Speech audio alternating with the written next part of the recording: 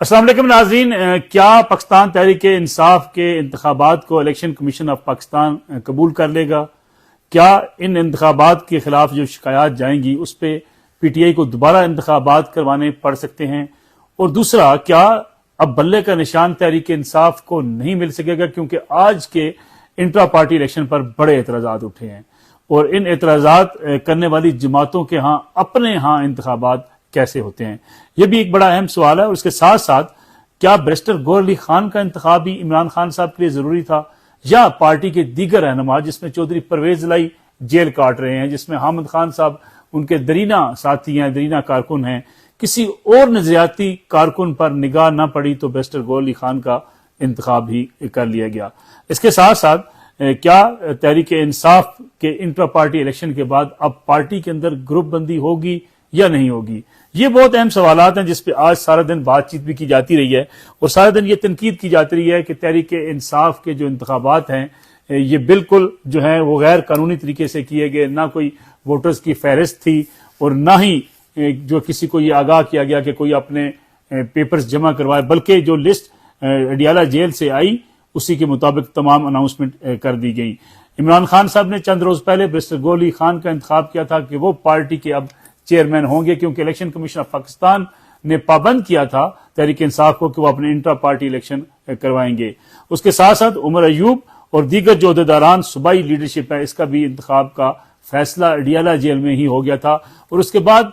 کوئی ایک ایسا پروسیس کیا گیا جس کی وجہ سے آج شفافیت پر سوالات اٹھ رہے ہیں۔ لوگوں نے دیکھا کہ آج کرسیاں خالی تھی، کوئی شخص موجود نہیں تھا اور بڑی جلدی میں یہ فیصلہ جو ہے پاکستان تحریک انصاف کے الیکشن کمشنر نے سنا دیا کہ یہ پارٹی کے عہدیدار بلا مقابلہ منتخب کر لیے گئے ہیں۔ اس میں تو کوئی شک نہیں کہ پاکستان کی سیاسی جماعتیں کچھ اسی قسم کا رویہ رکھتی ہیں اپنے ہاں انتخابات کے حوالے سے اور اپنے ہاں جمہوریت کے حوالے سے۔ جمہوریت کا نام تو بول دیتی ہیں ساری سیاسی جماعتیں، لیکن ان کے ہاں پارٹی کے انتخابات ایسے ہی ہوتے ہیں۔ میاں نواز شریف پارٹی کی تنظیم کے حوالے سے اگر فیصلہ کر دیں کہ شہباز شریف صدر ہوں گے، احسن اقبال جنرل سیکرٹری ہوں گے، مریم اورنگزیب سیکرٹری اطلاعات ہوں گی، مریم نواز سینئر نائب صدر ہوں گی، تو پھر اس کے بعد اس پروسیس کو بھی اسی طریقے سے مکمل کر لیا جاتا ہے کہ ایک ان کا الیکٹورل کالج بن جاتا ہے جس میں ایگزیکٹو کونسل ہوتی ہے، وہ انہی امیدواروں کو بلا مقابلہ منتخب کر دیتی ہے۔ یہی حال پاکستان پیپلز پارٹی کا ہے۔ پیپلز پارٹی میں بھی جو بلاول بھٹو زرداری نے، جو آصف علی زرداری صاحب نے طے کرنا ہے وہی پارٹی عہدیدار ہوں گے، لیکن ایک پروسیس اس کو مکمل کیا جاتا ہے جو ایک الیکشن کمیشن آف پاکستان کی ریکوائرمنٹ ہے۔ تحریک انصاف نے بھی کچھ ایسا ہی کیا ہے، کوئی نیا نہیں کیا، لیکن تحریک انصاف پر تنقید کچھ زیادہ ہو رہی ہے۔ اس کی دو تین وجوہات ہیں۔ پہلی وجہ یہ ہے کہ تحریک انصاف کے لیے بلے کا نشان بڑی اہمیت کا حامل ہے۔ کوئی چاہتے ہیں کہ بلے کا نشان ان کے پاس رہے اور پارٹی کی جو انتخابات ہیں انٹرا پارٹی الیکشن، اس لیے مخالفین ان کے اوپر تنقید کر رہے ہیں کہ یہ شفاف نہ رہیں، اس کو الیکشن کمیشن آف پاکستان فارغ کر دے اور ان کو نل اینڈ وائٹ اگر قرار دیتا ہے الیکشن کمیشن آف پاکستان تو پھر بلے کا نشان تحریک انصاف کے پاس نہیں رہے گا۔ اگرچہ جن پارٹیوں نے آج بہت تنقید کی، جس میں پی ایم ایل این اور پاکستان پیپلز پارٹی شامل ہیں، وہ بھی ایسے ہی انتخابات کرواتے ہیں۔ ہمارے ہاں سیاسی جماعتیں جمہوری سیاسی جماعتیں نہیں ہیں، بلکہ ان کے ہاں بھی وہی آمریت ہے جس کے خلاف وہ ہر وقت آواز اٹھاتے رہتے ہیں، بلکہ اس سے کہیں زیادہ آمریت ہے جن آمرانہ قوتوں کے خلاف یہ سیاسی جماعتیں جو ہیں ہر وقت شور مچاتی ہیں اور جمہوریت کے دعوے دار بنی رہتی ہیں۔ کوئی ایک شخص، کوئی ایک پاپولر لیڈر یہی فیصلے کرتا ہے کہ پارٹی کا عہدہ کس کے پاس جائے گا اور پارٹی کی تنظیم سازی میں کس کے پاس کیا اختیارات ہوں گے۔ لیکن جو آج پروسیس جس طریقے سے مکمل ہوا، تحریک انصاف کے لیے خاصی مشکلات اس میں بڑھ جائیں گی۔ اکبر ایس بابر جو کہ بنیادی رکن ہے تحریک انصاف کے، تحریک انصاف انہیں اپنا رکن نہیں مانتی، لیکن عدالتی فیصلوں اور الیکشن کمیشن آف پاکستان کے فیصلوں کے مطابق وہ آج تک تحریک انصاف کے بنیادی اراکین میں سے ہیں۔ وہ انتخابات میں حصہ لینے گئے، انہوں نے فہرستیں مانگی، ووٹرز کی لسٹیں مانگی، لیکن نہ انہیں نامزدگی پیپر دکھائے گئے اور نہ ہی انہیں لسٹیں دی گئی، جس لیے وہ الیکشن کمیشن آف پاکستان سے رجوع کر رہے ہیں تاکہ یہ الیکشن بھی ختم ہو جائیں۔ اور دوسری طرف دیکھا جائے جن امیدواروں کا انتخاب کیا گیا، اب اس میں بڑے بڑے نام تھے جس میں حامد خان صاحب عمران خان صاحب کے قریبی ساتھی تھے۔ اگرچہ شعیب شہین صاحب جو کہ تحریک انصاف کے ترجمان بھی ہیں، وکیل بھی ہیں، وہ کہتے ہیں کہ حامد خان صاحب نے معذرت کر لی تھی، لیکن حامد خان صاحب کو اگر پارٹی کی ذمہ داری دی جاتی تو ایک بڑے وکیل بھی تھے، عمران خان کے درینہ ساتھی بھی تھے اور پارٹی کے کارکنوں کے ساتھ بھی ان کا رابطہ موجود تھا۔ لیکن نہ حامد خان کا انتخاب ہوا،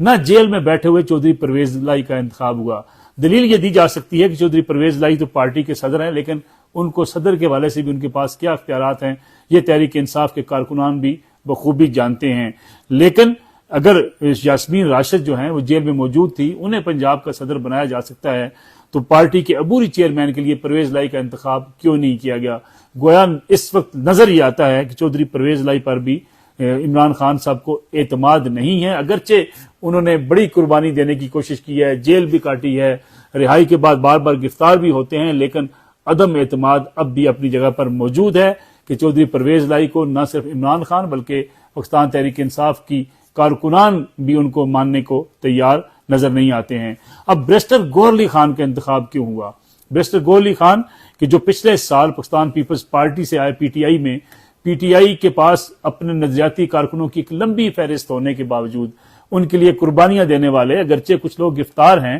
لیکن اگر یاسمین راشد صاحبہ گرفتار ہونے کے باوجود پنجاب کی صدر بن سکتی ہیں تو پارٹی چیئرمین کے لیے کسی ایسے شخص کا انتخاب کیوں نہیں کیا گیا؟ اور پیپلز پارٹی کو آج کہنے کا موقع کیوں ملا کہ آخرکار جیالہ ہی ملا جسے پارٹی کا چیئرمین بنایا جا سکتا تھا؟ تحریک انصاف کے کچھ اندرونی ذرائع یہ کہتے ہیں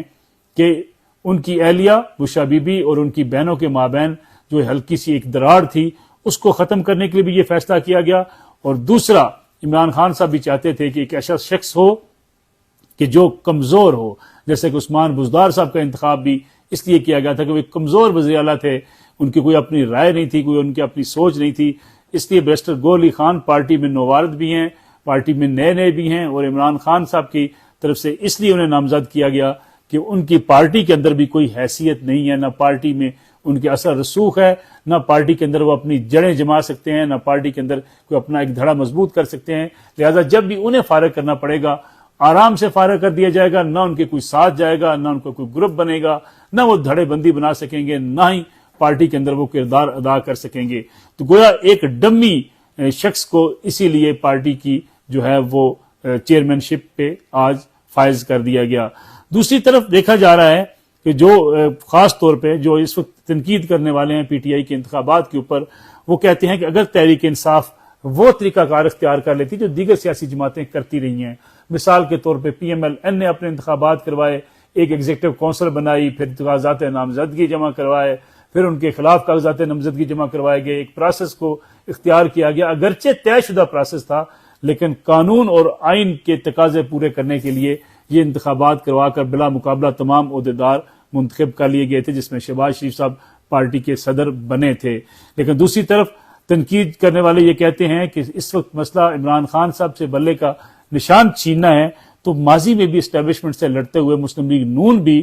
ایسا ہی کچھ عمل دیکھ چکی ہے، جب ان سے شیر کا نشان بھی چھین لیا گیا تھا اور میاں نواز شریف کی طرف سے دیے گئے ٹکٹس کو الیکشن کمیشن آف پاکستان نے جو ہے وہ کالعدم قرار دے دیا تھا، اور پھر صادق سنجرانی بھی جو چیئرمین سینٹ بنے تھے اس وقت بھی ایسا ہی کو مرحلہ درپیش تھا پاکستان مسلم لیگ نواز کے لیے کہ مسلم لیگ نواز کی لیڈرشپ پہ میاں نواز شریف ڈسکوالیفائی کر چکے تھے۔ اب جب اس وقت تحریک انصاف کی لڑائی جو ہے اس وقت اسٹیبلشمنٹ کے ساتھ ہے، ملک کی سیاسی جماعتیں ان کے بڑے خلاف ہیں، تو آخر تحریک انصاف نے یہ قانونی اور آئینی تقاضے پورے کیوں نہ کیے؟ کس بات کا ڈر تھا کہ تحریک انصاف نے اس راستے کا انتخاب کیا کہ جس راستے کی بنیاد پر آج تحریک انصاف کے اوپر شدید تنقید کی جا رہی ہے؟ تحریک انصاف کے اندر لیڈرشپ میں اس بات کی بہرحال آج کمزوری محسوس کی گئی، کسی الیکشن پروسیس کو اگر ایک پراپر چینل طریقے سے اگر کارکنان کی موجودگی کو یقینی بنا کر اور اگر